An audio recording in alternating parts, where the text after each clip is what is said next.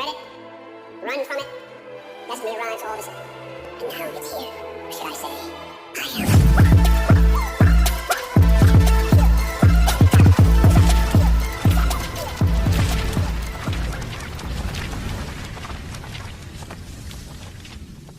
Halo, apa kabar semuanya? Jumpa lagi bareng Dongker.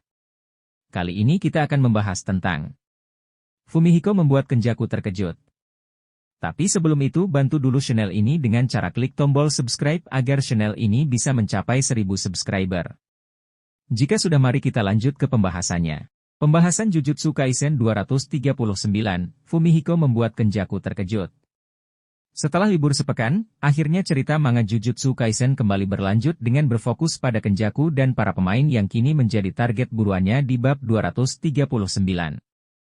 Pada kesempatan kali ini, kita akan melihat Kenjaku memperlihatkan ekspresi yang terbilang langka. Bagaimana hal itu bisa terjadi? Berikut pembahasannya. 1. Kenjaku memulai perburuan para pemain Chuling Game.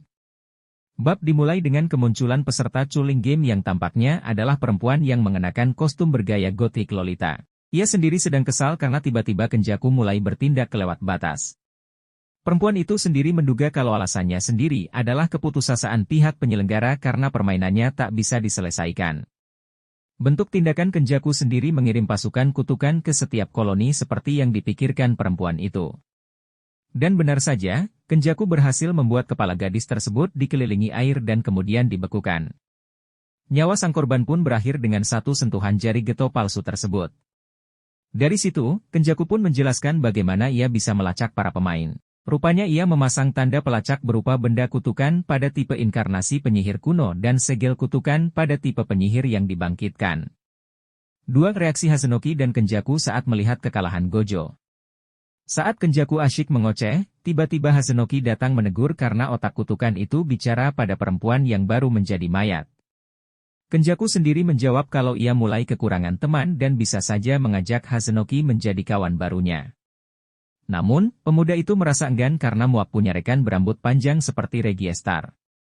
Nah, pada saat itu, Kenjaku dan Hazunoki memutuskan untuk melihat dulu hasil duel Sukuna Gojo yang resmi dimenangkan oleh Raja Kutukan tersebut.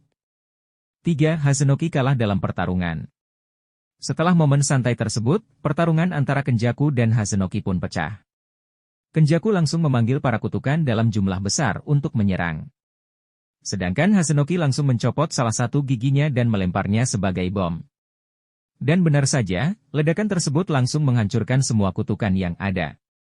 Namun, saat Hazunoki hendak memakai bola matanya untuk menyerang, Kenjaku langsung menyegel pergerakan tersebut dengan menyerang bagian kepala pemuda tersebut.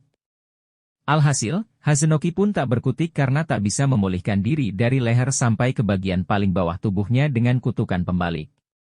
Nah, saat ditanya Hazunoki soal tujuan aslinya, Kenjaku cuma menjawab kalau ia akan memulai asimilasi antara penduduk Jepang dengan Tengen yang kini telah menjadi makhluk super.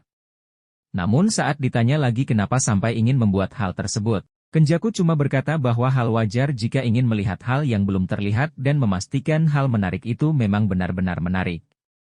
Mendengar hal itu, Hazunoki tak bisa memahami pemikiran tersebut dan menyuruh Kenjaku hidup sesukanya saja. 4. Fumihiko menjadi target Kenjaku. Di saat yang sama, Fumihiko datang sambil bernyanyi. Namun saat mengatakan, Hakodate, Kenjaku meralatnya dengan, Iwate. Nah, Kenjaku mulai keheranan karena tak ada gagak Mei-Mei yang mengikutinya. Jika dilihat dari total perhitungan energi sihir, harusnya Ui-Ui lah yang muncul. Kenjaku sendiri kemudian langsung menyerang Fumihiko dengan fatal dan berkata kalau ia cuma tertarik pada Higuruma. Namun, ada satu hal tak terduga terjadi di depan matanya. 5. Kenjaku kaget karena tekniknya dibuat tak efektif pada Fumihiko. Fumihiko bangkit lagi sambil marah-marah namun kondisinya benar-benar tak berubah meski baru saja terkena serangan fatal tersebut. Dari sini, Kenjaku sadar kalau serangannya barusan bukannya tidak efektif.